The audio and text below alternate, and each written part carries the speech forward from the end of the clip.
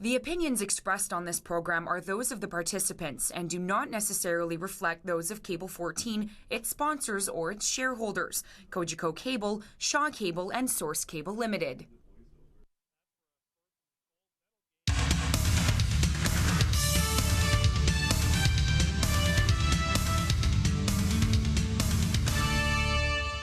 And welcome to the January 3rd edition of For the Record. I am Larry Deanne, and on FTR today, it's the O Show with Lauren Lieberman and Laura Babcock. And our agenda today consists of these items. Are CEO salaries in critical condition? Is tweeting a ticket to your ride? Is it really a levee without the mayor? And how happy will 2012 be for Hamilton? All these and my oration as well.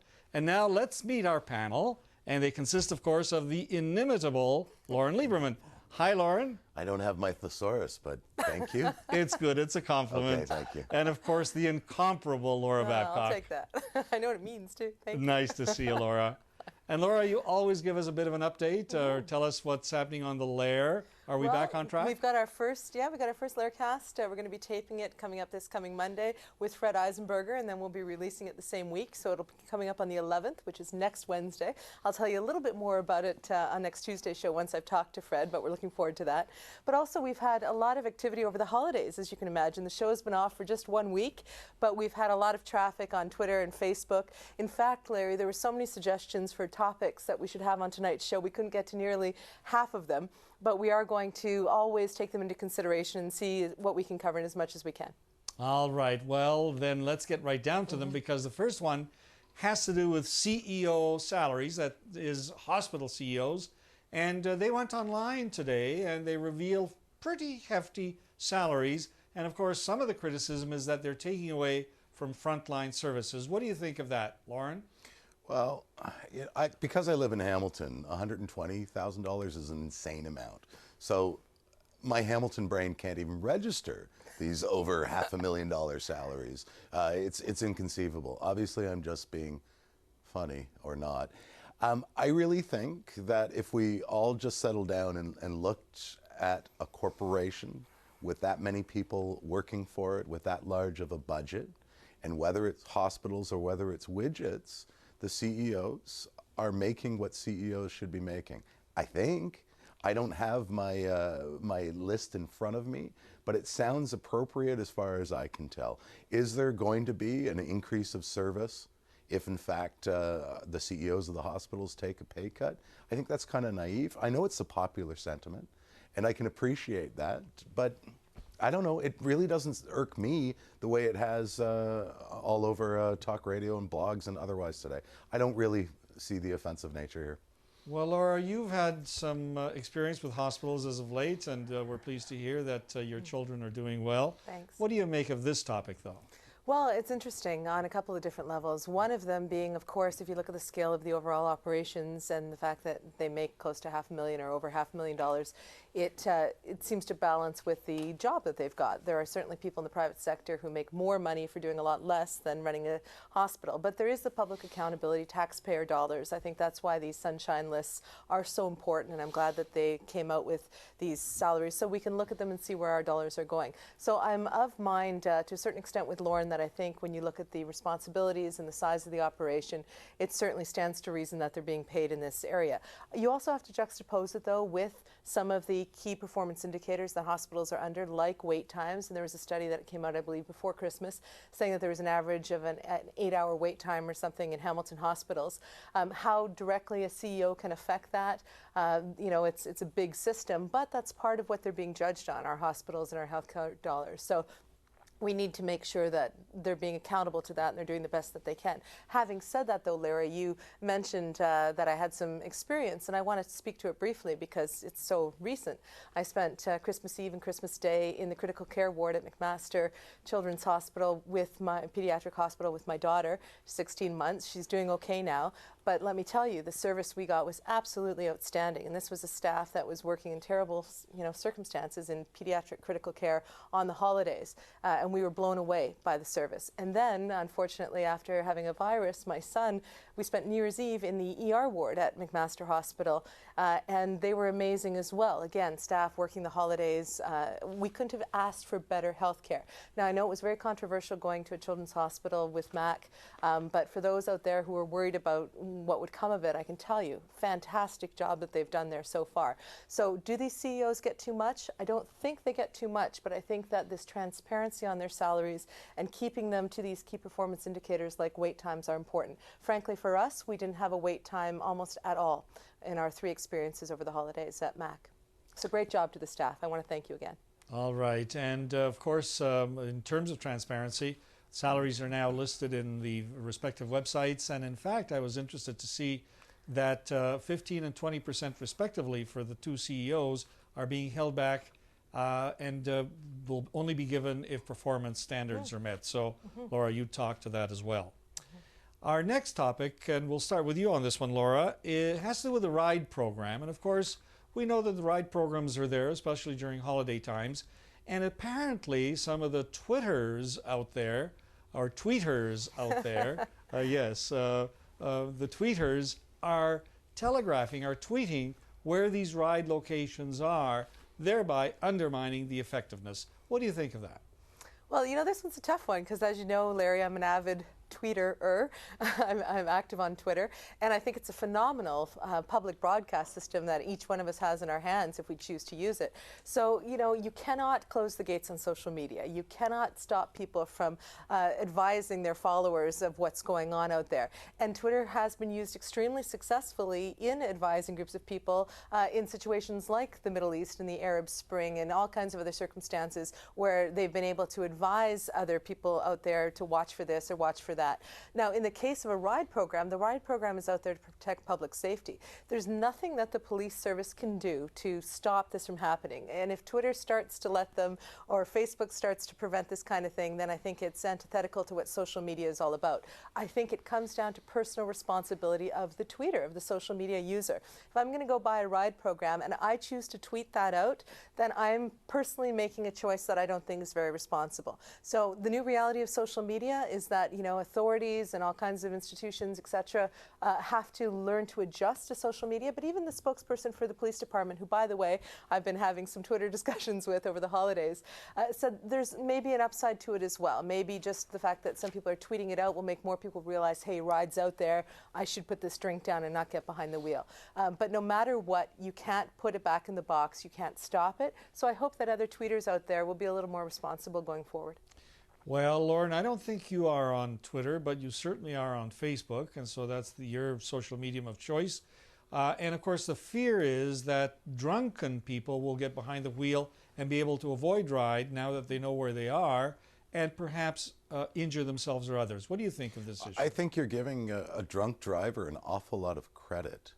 I don't think anybody who well, I certainly hope not, that is impaired and gets behind the wheel does so knowing that they are impaired and looking to avert RIDE programs. And the furthermore is, if you're driving, drunk or otherwise, are you really checking your Facebook and your Twitter for where you should be avoiding and otherwise? I think it's a big potential non-issue here, and I don't think the cops. There was one quote that suggested, if you're gonna tweet this stuff out, God forbid there's some sort of accident, it'll be on your hands. I think that's a little bit extreme. But in terms of the RIDE program, on the day of Christmas Eve, at 1 o'clock, 2 o'clock in the afternoon, I dropped my wife off at the mall, and I got pulled over by RIDE twice, in 2 o'clock in the afternoon. And I just don't see that as being very effective use of RIDE programs. I didn't see a whole RIDE program New Year's Eve. Well, I think they're trying to catch the after, holiday, people who are closing up shops on the holidays and having some drinks with colleagues. But to your point, Lauren, Yes, I would think that a hardcore drunk driver, may not be on social networks and looking for it. But there are an awful lot of people who have a couple too many drinks at the bar with their friends. They think they can still drive. Their friends are all tweeting other friends and Facebooking, and then the information is easily accessible. So I do think it is an issue, and I think it's a personal responsibility one. Don't freak out about social media. There's nothing you can do about it, and it has some tremendously positive uses. For sure. When people talk, just make sure that your own tweets are responsible. Oh, well, speaking of Twitter. And public safety is paramount and always comes first. Absolutely. Very good. And just a last comment on that then. According to the police, apparently 533 individuals with too much alcohol in their system were caught by ride programs over this past year. Interesting statistic. And Loren, this one will begin with you. And it has to do with another tradition, and that's the New Year's levee, which apparently was canceled by the mayor's office and now is back on. And citizens took it upon themselves to have a levee on New Year's Day, even without City Hall being open. A number of citizens showed up. So can it be a levee if the mayor is not there, if the host isn't there, Loren? Well, I think the entirety of Leveegate, as you've just coined it. Well, we need a new gate. I think we should have one every week. Ties into our last subject of social media. There has been an awful lot of misinformation, and because I read it on Twitter or because I read it on Facebook, it becomes fact. So that there was some sort of a tradition in the city of Hamilton that the mayor had a levee on New Year's Day. I've read that countless times. There was one on New Year's Day last year, but not before that. We have the good fortune of having you, Larry, with us. Did you do a levee? And did you do it on New Year's Day? I always did a levee. Yes. I never did it on New Year's Day. Okay, but it was wait a second. The Spectator told me, and social networks have told me, that Bob has broken with a tradition. A one-year tradition. Fred never did it on New Year's Day. Oh, please, Loren, nice try. Okay, first of all, it's how not is about, that a nice try? It's a not fact. just about the date. It's about the fact that the mayor said the levee was canceled. And then some citizens said, well, that's a shame because we wanted to have the time to meet and greet our mayor, which is something that other mayors, not just 1 year prior, other mayors have often, always, I think, afforded us in this town, or for very many years that I can recall. So it's not about the day. It's about the fact that the mayor canceled it completely to take a holiday. Then you're not reading the same Facebook crap I am. Hold on a second. Okay. The mayor canceled it. The press release went out to council or whatever. It came out from Peggy. It was to the media. It said the mayor's canceled it. He's taking a holiday. There's not going to be a levee at all because we're going to be back into budget deliberations. And then some citizens on Facebook decided, hey, wait a second. We want to have an opportunity for this levee. They staged a small thing at City Hall on New Year's Day. And the day before that, once it had already been on social media that they were going to have a citizens levee, the mayor's office sent an email to council saying, oh, wait a sec, now we're going to redo the levee on the 14th. I don't care about the fact that it was or was not on New Year's Day. To suggest that it was a one-year tradition is nonsense. It's been going on for years. And the fact is the timing looked suspect. Why doesn't the mayor want to meet and greet with citizenry? Well, coming off of a scandal like Peggygate, it looked like he might not want to be facing his critics. The fact that he's rescheduled it is great. I'm glad that he's done it. But the citizens levee, now that they've had to stage their own, are planning on doing it years going forward, which, according to some local historians on my Facebook page the last couple of days, think this might be a Hamilton first, that the citizens created their own levee. So good on them for it. Great. And I think citizen levies occur in various people's households every day. Sure. Because but this was down a at couple City of Hall. dozen people getting together to celebrate civic issues is called a Tuesday night at Ray's place. That's not what a levee is. Well, no. A levee was done by governor generals and by mayors to greet with people, to celebrate the coming of the new year. It's an opportunity for them to meet with their bosses, if you will. And when the mayor decided not to do one at all, it didn't go over well. Citizens filled in the gap, and then he decided he's going to rehold it, and that's great. Okay, but an awful lot of the complaints were about this break in tradition on this special day. No, it was about him not being accessible. But Laura, you can't tell me no just because you read different stuff than I did. Okay. There has been an awful lot of misinformation here. And I think the bigger question is our mayor entitled to a vacation, yay or nay? I think and a lot of people would say nay. He can have a holiday, good on him. He certainly could use one. The fact of the matter is, why cancel a tradition of meeting and greeting your constituents. The fact that if he had come out and said, I want to have the holidays with my family and I'll do it on the 14th because that's more, you know, there are other New Year's around that time, good, great, that's fantastic. It's the fact that he canceled it outright at a time when people most wanted to have FaceTime with him. It was a perception issue, and as I've said 1,000 times, it's not even that what the mayor's office does is egregious, it's the perception of what they do that is so off the mark. I'm really hoping that they can start to look at things from a broader perspective and not make these kind of mistakes going forward. All right, well, I think all the points have been made, and coincidentally enough, there was an appearance on Meet the Mayor, at least on this station, which was cancelled in December as well, because obviously there were other things that needed to be doing. Listen, our last topic has to do with 2012, and Laura, we'll start with you. We, you know, traditionally wish each other a happy new year, and we want it to be healthy as well as prosperous. What about for our city, Laura? Is it going to be healthy and prosperous? Well, I think that there are some great things coming up in the new year. So here are my hopes for it. First of all, there's a lot of construction happening. You know, the fact that we've got some major projects, the Ivor Wind refurbishing coming and a number of other things is very good news. There's some things about crane watching. I think the Hamiltonian came up with, or Raise the Hammer came up with that idea. It is exciting to see cranes around Hamilton. So I think that's exciting for us. I also think that in spite of all of the discussions around Pan Am, there's still an energy from that. I think that, you know, Council has got some positive things going forward. I think they're going to have a budget session that, if they're as successful as last year's budget, that'll be tremendous. So I have a lot of hope for Hamilton in 2012. And counter to what some people might accuse me of on Facebook, I'm not here to persecute the mayor or to make things negative. What I'm hoping is that all of what we've ended this year with, in terms of some of that negativity, like I said in the last segment, Larry, I'm hoping that the mayor's office can work better with council. I'm hoping they can communicate better with the public, and we can get this distraction of this dysfunction out of the picture so that we can really harness some of the great things that are happening with the city. And Loren? Well, I'm not sure if the question is what do I hope for or what do I imagine it will be. And well, both a little bit, I think.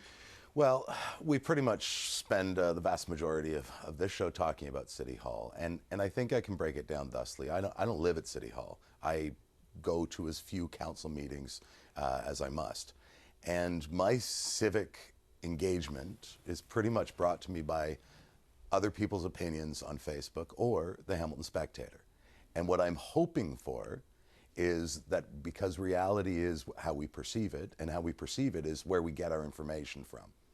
And that if the Spectator comes to the fore with the information from the top, I wouldn't know that there's bullying and everybody hates each other and all kinds of other stuff unless the Spectator was telling me about it. So if the Spectator wants to change the tone a bit and make it a more cohesive environment, then we, the citizenry, we, the bosses of City Hall, will feel a little bit better about their achievement. Because truly, we don't know what they achieve and what they don't achieve on a day-to-day basis. It only depends on what we read. Yeah, but that doesn't make sense. It makes us very lazy as a citizenry, because Cable 14 broadcasts council live before the Spec can even tweet about what they're doing or even cover their progress.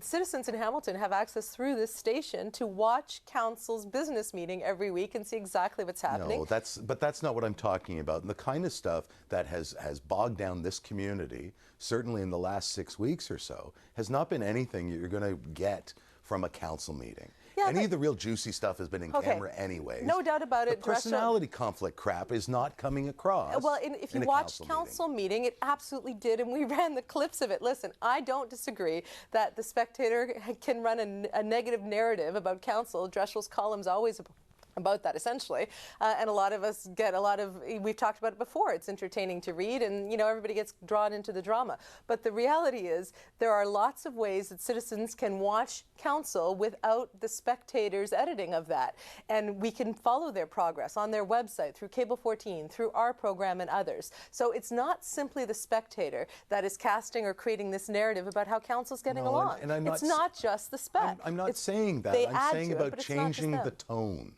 And that we can focus, instead about personality conflicts, on achievements. Because I didn't elect anybody to play nice with the guy sitting beside them. I don't care about that, nor do I believe that most people who vote care about that either. So it's the councillors, it's beholden on them. Who read the paper and react accordingly. Who also make comments about one another and their mayor to any media and or cameras that are filming them. So they're generating the content. The Spectator, I agree with you, plays heavily with that content. We've even been accused of doing as much. It's there. The grist is there for the media mill in this town. It's up to councillors to stop providing some of that grist. But I don't want TMZ-like coverage on City Hall. I want to know what is actually being debated, what is being achieved, and I don't care who's getting along with who. All right. But you're in the minority, I think. I'm going to interrupt only because we've run out of time for this segment. Relationships obviously do matter, and they influence policy as well, and the backstory sometimes is important. And I think that was your point, Laura. But listen, I made my point, Larry. Thanks. All right, we've got more coming on our program, The O Show, with my oration right after these messages. So please stay tuned. Laura Babcock's Hair by Madison Avenue Salon and Spa, 169 Locke Street South. Call 905-527-4080.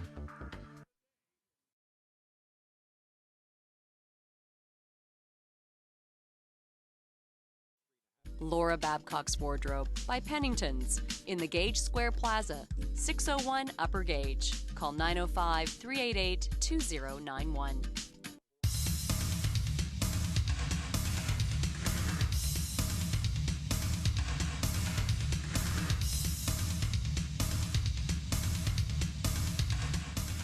And welcome back to the O Show on For the Record with Lauren Lieberman and Laura Babcock. I am Larry Deanny, the host of the program. And panel, right now I want to talk about the city's credibility being at stake, and it has to do with the Velodrome, of course. And I know that the Pan Am saga hasn't gone well from the start. I think it was oversold by the previous mayor. After all, it is Toronto's Pan Am Games. The stadium debate didn't help. It was botched from the beginning.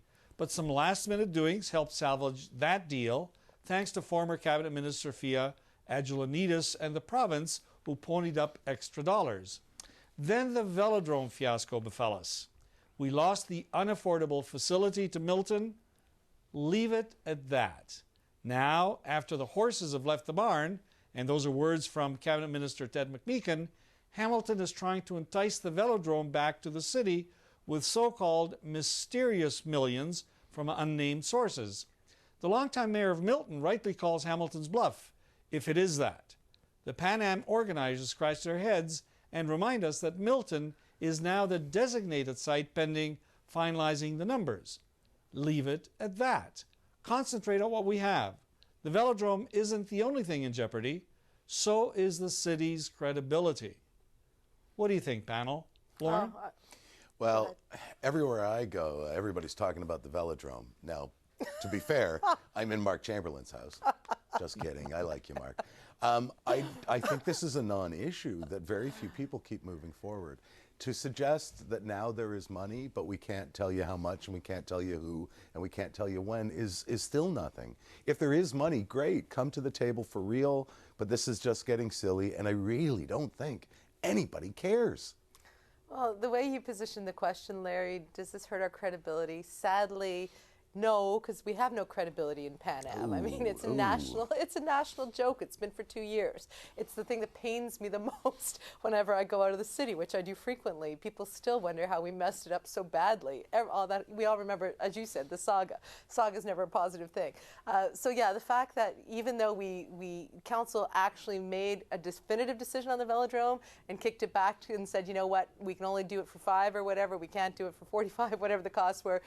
We can't do it. Council made a decision, and still it's not enough. Still we're playing these games.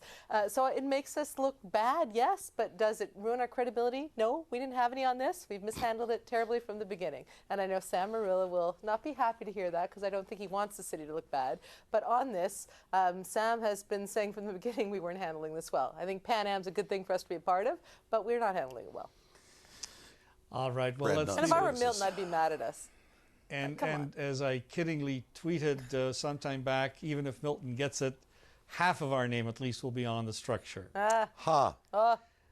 Listen, panel, thanks. This was a good start to the year with some interesting thoughts, and we're going to pick it up again because that's the O Show on For the Record for January the 3rd, and we will be back on the 10th with Loren Lieberman and Laura Babcock. Thanks for watching. I think we just chortled. Was that a chortle?